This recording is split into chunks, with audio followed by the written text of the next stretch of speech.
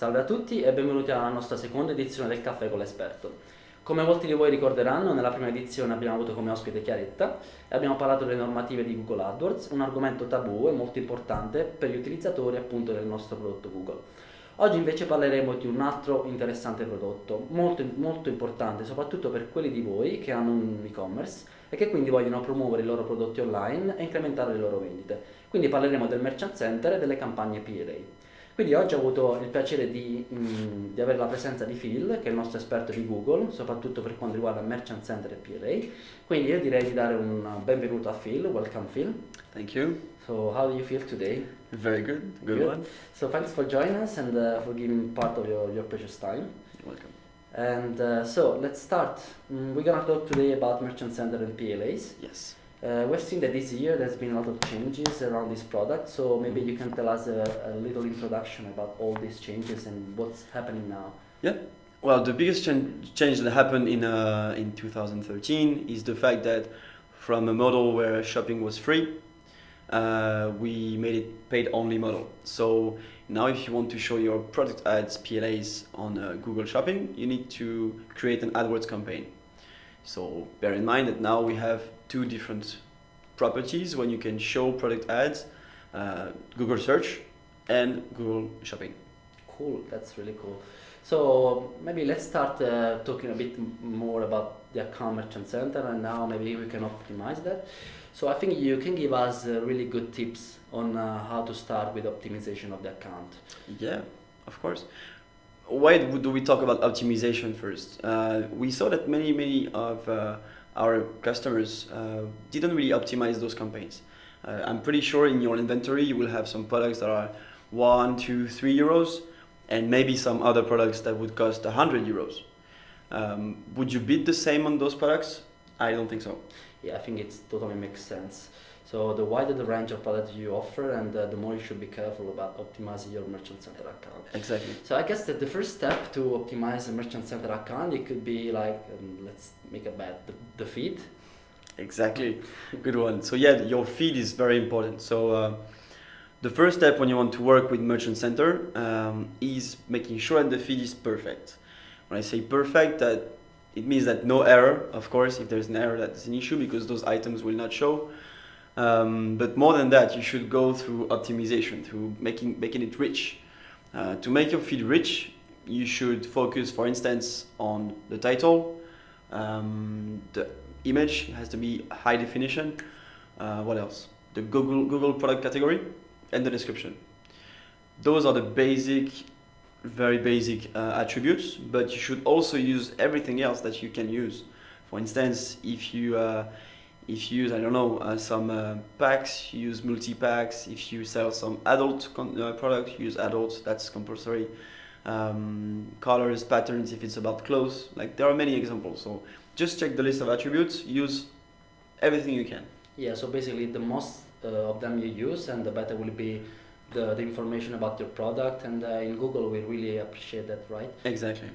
And there is another aspect, maybe you can tell a bit more. We were discussing before about the wide range of product we might have in our inventory. So what is one of the attributes we can use with the feed, like try to structure a bit better our account? So I think you referred to the labels, right? Yeah, exactly. That's true. That one. So in a feed, you can use the AdWords labels attribute. This is a free attribute, meaning that you can put the value you want. Mm-hmm. And that could be a very handy thing. For instance, I'm pretty sure in one inventory there will be some bestsellers. You might also have some prices where you have the best price on the market. Mm-hmm. Or you might have some just, I don't know, all the red products. Okay. You can use the AdWords labels to actually specify those things for those products. I see. So let's say it's a kind of way to categorize part of our product that have a specific or peculiar characteristic in one bucket, right? Exactly. Cool.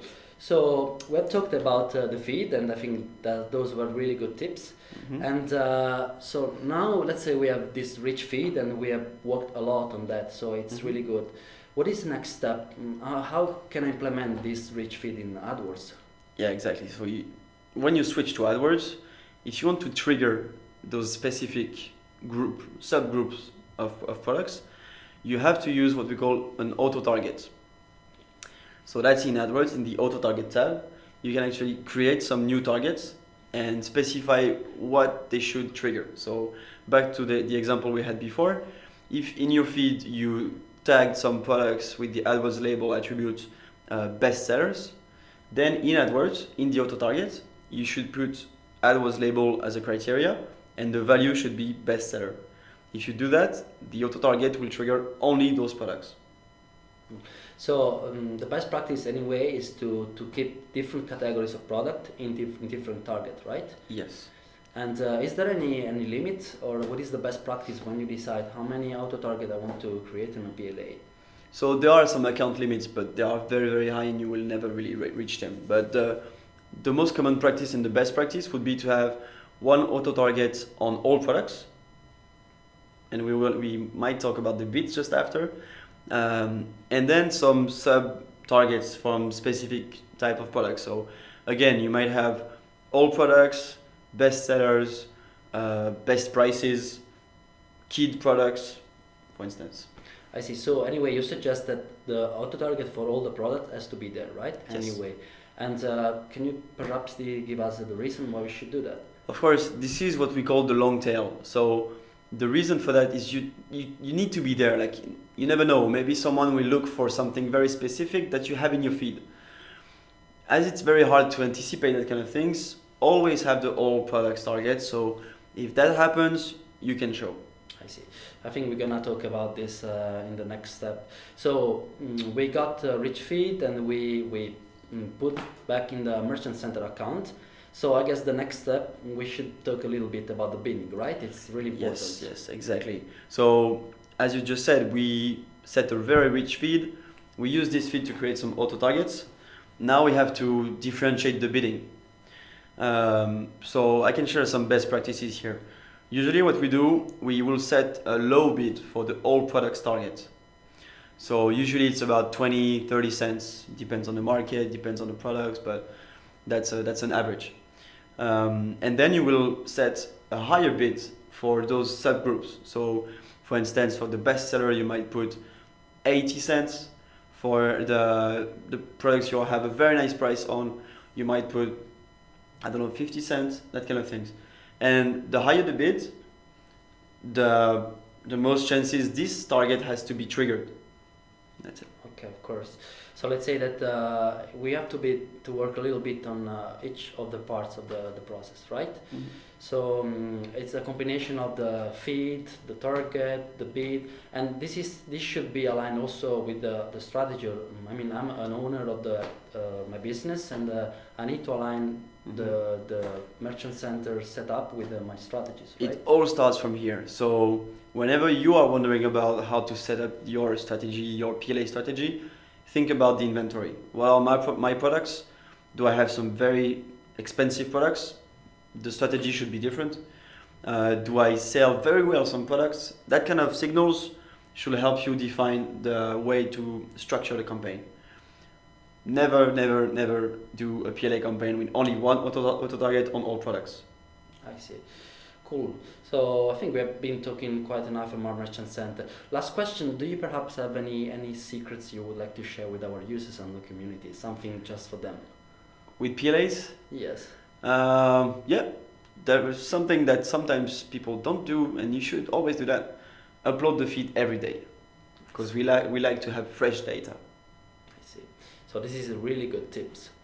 Quindi abbiamo parlato con Phil del Merchant Center, ma forse molti di voi non sapranno, Phil non è solo l'esperto di Merchant Center e PLA, ma anche di altri prodotti di Google, e uno di questi appunto è Google Plus, che comunque sta prendendo piede e sta diventando molto importante, soprattutto per vari collegamenti che hanno anche con Google Map e questo genere di cose qua.